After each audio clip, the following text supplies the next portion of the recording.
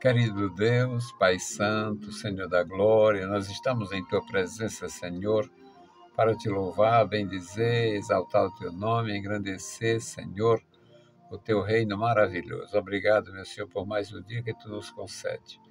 Obrigado pelos nossos irmãos, obrigado pelos nossos amigos, obrigado pela capacidade, Senhor, de conviver com a indiferença, com a perversidade, a maldade. Nos dá, Senhor, a graça para perdoar, nos ensina, Senhor, a Te servir melhor. Nos dá, meu Senhor, a graça para nos posicionar, Senhor, diante de Ti, diante da Tua igreja, ajudando, meu Senhor, os que necessitam, Pai, de apoio, de ajuda. Opera, Senhor, em nossos corações. Dá vitória aos meus irmãos, saúde aos que estão enfermos, paz em cada vida, em cada lar. Em nome de Jesus Cristo te pedimos. Amém. Meus queridos irmãos, a paz do Senhor, estamos de volta com a palavra ao amanhecer. Um bom dia para você, um bom dia para a sua jornada de hoje. Que Deus possa abençoar, guardar, orientar, te livrar de maldades, de perversidades, dos inimigos. Estamos sempre muito expostos. Eu nasci no interior e eu ouvia muitas coisas estranhas em relação a inimigos, inimizade, maus vizinhos. Os cegos, os aleijados, recebiam esmola e agradeciam. Deus te livre da praga do mau vizinho. Deus te livre do mau vizinho. Deus te livre do cão de carne. Eu custei foi muito entender o que seria cão de carne. E na linguagem dos antigos, o cão de carne era a pessoa perversa, a pessoa má, que fazia o mal, que mentia, que denunciava, que fazia alguma coisa para entristecer, prejudicar ou até destruir pessoas. Então, a gente, na nossa experiência diária, nós convivemos com coisas bastante difíceis, mas temos o privilégio de ter a proteção divina. Deus te abençoe, te proteja de uma forma poderosa, maravilhosa. E se acontecer alguma maldade contra você, contra a sua vida, contra a sua honra, você saber suportar. Evite alimentar as coisas. Se acontecer, evite alimentar. Se alguém procurar, exponha os fatos, fale. Evite. Não se faça de vítima, não exponha para quem não interessa qualquer coisa da sua casa, da sua família, da sua vida, porque é melhor assim. Meus queridos irmãos, hoje o nosso tema é, claro, é um salmo, e o tema é Davi e seu filho rei. Já pensou o privilégio dos reis de ter um filho à altura para substituí-lo? Um privilégio, porque na ausência deste filho acabava a dinastia. Um privilégio. Agora, já pensou o vexame de um rei que tivesse filhos sem habilidade, sem capacidade, sem responsabilidade, e o rei, com toda a consciência, vê que o filho não servia para aquilo, não reunia qualificação para reinar?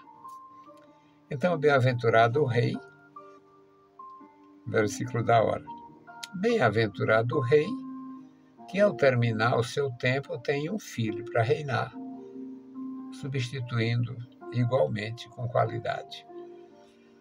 E nós vamos ver no texto de hoje a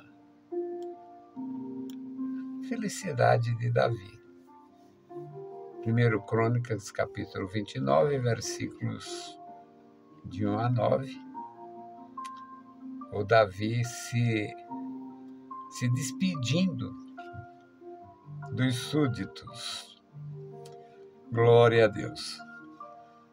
É muito bom a gente aprender. E a Bíblia é um livro de aprendizado. É uma cartilha gloriosa. 1 Crônica 29:1. Disse mais o rei Davi a toda a congregação: Salomão, meu filho, a quem só Deus escolheu, é ainda moço e tenro. E esta obra é grande, porque não é palácio para homens, senão para o Senhor Deus. Eu, pois, com todas as minhas forças, já tenho preparado para a casa do meu Deus ouro para as obras de ouro, prata para as obras de prata, e cobre para as obras de cobre, ferro para as obras de ferro, e madeira para as de madeira, pedras sardônicas e os engastes e pedras de ornato, e obra de embutido, e toda sorte de pedras preciosas e pedras de mármore em abundância. E ainda da minha própria vontade para a casa do meu Deus, o ouro e prata particular que tenho demais, eu dou para a casa do meu Deus, afora tudo quanto tenho preparado para a casa do santuário. 3.000 talentos de ouro, ouro de Ofir, 7.000 talentos de prata purificada, para cobrir as paredes das casas, ouro para os vasos de ouro e prata para os vasos de prata, e para toda a obra de mãos dos artífices. Quem, pois, está disposto a encher a sua mão para oferecer hoje voluntariamente ao Senhor? Então os chefes dos pais e os príncipes das tribos de Israel, e os capitães dos milhares e das centenas, e até capitães da obra do rei, voluntariamente contribuíram e deram para o serviço da casa de Deus 5.000 talentos de ouro, 10.000 dracmas e 10.000 talentos de prata, e 18.000 talentos de cobre, e 100.000 talentos de ferro. E os que se acharam com pedras preciosas as deram para o tesouro da casa do Senhor, na mão de Jeiel, o Gersonita. E o povo se alegrou do que deram voluntariamente, porque com o coração perfeito, voluntariamente ao Senhor doaram. E também o rei Davi se alegrou com grande alegria. Louvado seja o bendito nome do Senhor. Eu, na idade que estou, e com atividade permanente desde muito cedo, comecei a trabalhar com os pastores da igreja que eu participava. Eu ainda, digamos, adolescente, já trabalhava com o pastor Ercílio, pastor Euclides Caboclo da Silva, pastor Francisco Nobre do Nascimento e outros pastores, homens de muita capacidade, muita habilidade. E eu louvo a Deus porque aprendi muito com aqueles homens, mas eu vi alguns deles angustiados, porque o povo não tinha recurso, porque não entendia a proposta, e alguns deles se sacrificaram muito e fizeram pouco, porque não tinha este voluntariado, estes corações voluntários com perfeição. Neste texto que lemos, nós encontramos Davi, um homem que havia reinado 40 anos, e olha que toda atividade muito longa, ela tem um cansaço natural. Davi estava com cerca de 70 anos, 70 e poucos anos, digamos que tivesse com a minha idade, 73 anos, e tinha reinado 40 anos. Era realmente muito tempo. Isto daria um desgaste ao rei e ao reino.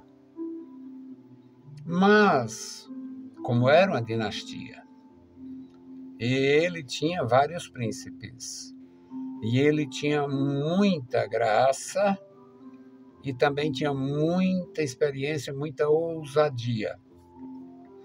Ele, na sua condição, na sua capacidade, ele foi hábil para fazer a sucessão. Tinha vários príncipes, mas ele dá o testemunho que Deus aprovou aquele. E agora ele está apresentando o filho ao seu público, ao seu reino, com estas palavras tenras de um pai feliz. Disse mais o rei Davi a toda a congregação: Salomão, meu filho, a quem o Senhor escolheu, é ainda moço e tenro, ou seja, inexperiente. E esta obra é grande demais, porque não se trata de um palácio para o rei, se trata de um palácio para Deus. Eu, com as minhas forças, já tenho preparado muita coisa para esta casa de Deus. Ouro, prata, tudo que é necessário para, no que diz respeito à materialidade da casa. Mas é Ele quem vai fazer. É Ele quem vai fazer. Eu preparei e doei 3.000 talentos de ouro. Não foi qualquer ouro, é ouro de Ofir. Ouro de Ofir era um ouro especial. Eu também preparei 7.000 talentos de prata, já purificada, prata de primeira qualidade, para cobrir as paredes das casas. As casas mencionadas aqui eram o santuário, o Santo dos Santos, possivelmente. Ouro para os vasos, todos os utensílios que eram feitos com ouro. Prata tinha para vários utensílios que admitia-se que viessem a ser feitos de prata pelos artífices. E quem está disposto a encher a mão para oferecer mais? O Senhor merece. A obra do Senhor merece. Quem está disposto? Aí o chefe dos pais, ou seja, os líderes das casas paternas, os príncipes tribais, os capitães de milhares, de centenas e até os capitães da obra do rei, os feitores, os encarregados do funcionamento do reino, contribuíram voluntariamente. Aí ele está feliz porque viu o povo aceitou a mudança do Davi para o Salomão. O povo estava com a disposição renovada. O versículo 7 diz que deram para o serviço da casa de Deus 5.000 talentos de ouro, 10.000 dracmas, 10.000 moedas, 10.000 talentos de prata, 18.000 talentos de cobre e 100.000 talentos de ferro. Era coisa à vontade para fazer uma casa extraordinária. A estrutura da casa de Deus seria absoluta. Agora, tudo isto, mais pedras preciosas. Os que tinham pedras preciosas deram para o tesouro da casa de Deus e confiaram isso a um gersonita chamado Jeiel. E o povo ficou muito feliz, muito alegre, porque estava vendo a conclusão do reino de Davi, o início do reino de Salomão. sem nenhum trauma, sem nenhum problema. Era uma mudança profunda na estrutura da dinastia, na dinastia que Deus havia indicado, orientado, fazendo promessas a Davi. E houve muita alegria por parte do povo. O versículo 9 diz que o povo se alegrou de tal forma que voluntariamente doaram, porque estava com o coração perfeito. Voluntariamente deram ao Senhor e também ao rei. E o rei se alegrou com grande alegria. Era um momento de muita felicidade, porque tudo estava se encaminhando de uma forma absolutamente ordeira, normal, perfeita e com a bênção de Deus. Isto, meus amados irmãos, era muito agradável para a nação, porque estava havendo uma renovação sem traumas. Era muito agradável para o rei, porque tinha feito uma transição sem prejuízos. E era muito promissor para o jovem rei que estaria assumindo o lugar de seu pai, porque viu que o povo estava com o seu pai e já estava dando indicações de que estaria com ele. Então foi muito, muito agradável essa transição. Agora, 20 anos depois, aproximadamente, o rei Salomão perde a capacidade de interagir como seu pai interagia, de fazer como seu pai fazia, e terminou passando por graves problemas no final do seu reino, apesar de Salomão, apesar da paz, Shalom, apesar da paz ter continuado, mas ele já era diferente de seu pai. Seu pai termina bem e faz a transição. Ele termina mal, enciumado, desobediente ao Senhor. Deus divide o reino após a sua morte e é uma experiência traumática para Israel por volta de 400 anos, da divisão com o Roboão e o Jeroboão, até a destruição do reino de Judá, dá uns 400 anos.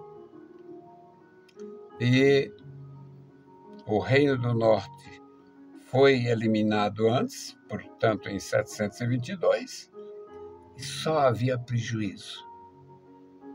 Tão bem-aventurado Davi, porque viu Deus operando na transição.